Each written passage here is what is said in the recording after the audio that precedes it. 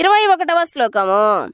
బాహ్యస్పర్శే స్వశక్తాత్మా విందత్యాత్మనే యత్సుఖం సా బ్రహ్మయోగయుక్తాత్మా సుఖమక్షయమశ్నుతే.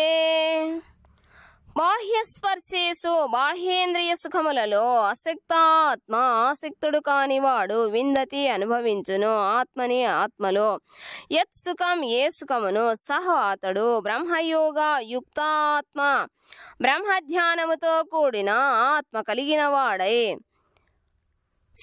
సుఖమును అక్షయం అపరిమితమైన ఆశ్నుతి అనుభవించును. అట్టి ముక్త పురుషుడు భౌతికేంద్రియ సుఖముకు ఆకర్షింపబడక తనలోనే సుఖమును అనుభవించుచు సదా సమాధిస్థితుడై ఉండును. ఆ విధముగా ఆత్మదర్శి పరబ్రహ్మమును ధ్యానించు కారణమున అక్షయ సుఖమును అనుభవించును. భాష్యము. కృష్ణ చైతన్యవంతుడు మహాభక్తుడు శ్రీ యమునాచార్యుల వారు ఈ క్రింది విధముగా చెప్పిరి. యదావధి మమ చేతః కృష్ణ పదారవిందే నవనవారసాదామన్యుత్యతం రంతుమాసీత్ తదవధి మతా నారీ సంగమే స్మర్యమానే భవతి ముఖ వికారః సుష్టు నిష్ఠీవనం చ. శ్రీకృష్ణ భగవానుని దివ్యమైన ప్రేమయుక్త సేవలో నెలకొని అతనిలో నిత్య నూతన ఆనందమును నేను అనుభూతి చెందుతుంటిని కనుక ఎప్పుడైనను మైథున సుఖభావన కలిగినంతనే అరుచుచే ముఖ వికారము కలిగి నేను ఆ భావముపై ఉమ్మివేయుదును.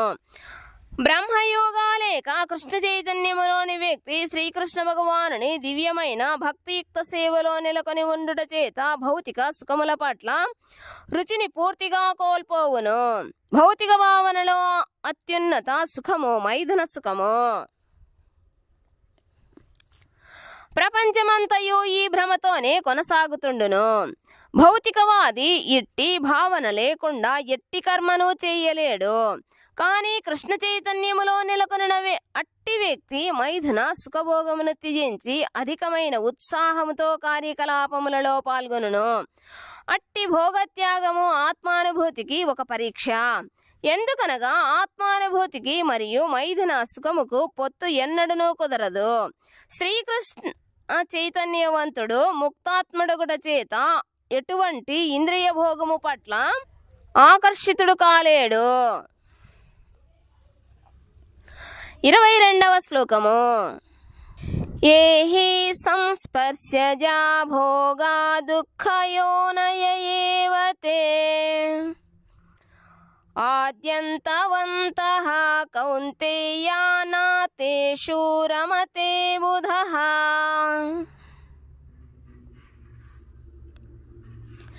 ఏవి హీ నిశ్చయముగా సంస్పర్శాజాహ భౌతిక ఇంద్రియ సంపర్కము చేత కలుగు భోగా భోగములు దుఃఖయోనయ దుఃఖముకు మూలములు ఏవా నిశ్చయముగా తే అవి ఆది అంతవంతః మొదలు తుదిని కలిగి ఉండునవి.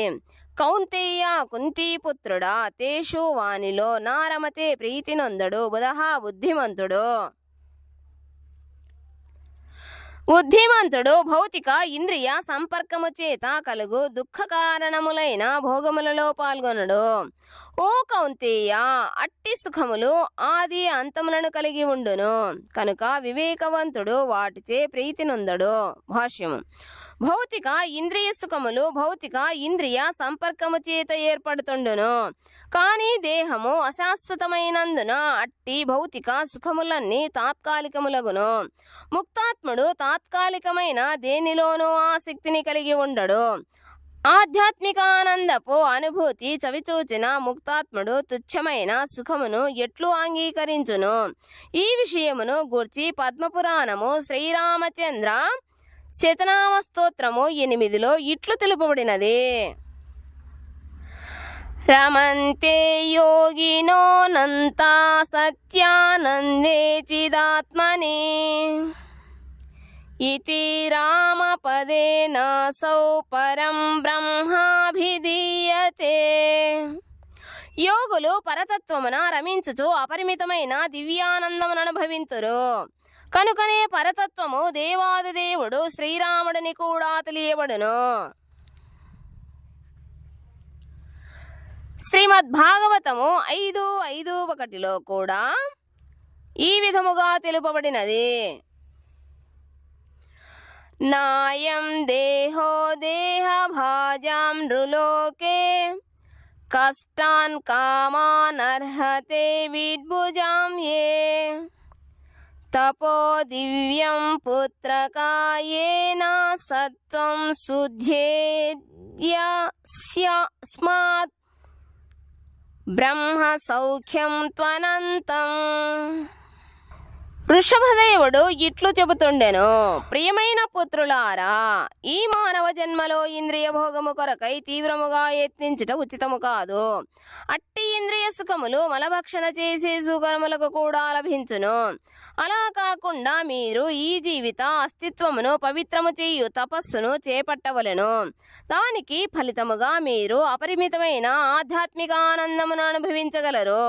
కనుకనే నిజమైన యోగులు లేక పండితులు నిరంతర భవబంధములకు కారణమైన ఇంద్రియ భోగముల పట్ల ఆకర్షింపబడరు. మానవుడు భౌతిక విషయ సుఖముల పట్ల ఎంత అధికముగా ఆసక్తిని పెంచుకును అంత అధికముగా భౌతిక దుఃఖములలో బంధించబడుదురు. 23వ శ్లోకము. శక్నోతి హైవ యః సోఢుం ప్రాక్ శరీర విమోక్షనాత్ కామక్రోధోద్భవం వేగం సాయుక్తః సా సుఖీ నరః. శక్నోతి శక్తుడగునో ఇహ ఏవా వర్తమాన దేహములోనే ఎవడు సోఢం సహించుటకు ప్రాక్ శరీర విమోక్షనాత్ దేహమునకు విడుచుటకు పూర్వమే కామము క్రోధము ఉద్భవం పుట్టినట్టి వేగములను సహో అతడు యుక్త సమాధిలో సహో అతడు సుఖీ సౌఖ్యవంతుడు నరహ మానవుడు. ఈ ప్రస్తుత దేహమును విడుచుటకు పూర్వమే ఎవ్వడు భౌతికేంద్రియ వేగములను సహించగలుగునో కామక్రోధముల తీవ్రతను నిరోధించగలుగునో అతడే దివ్య స్థితిలో నెలకొనినట్టి వాడై ఈ జగత్తున సౌఖ్యవంతుడు కాగలడు.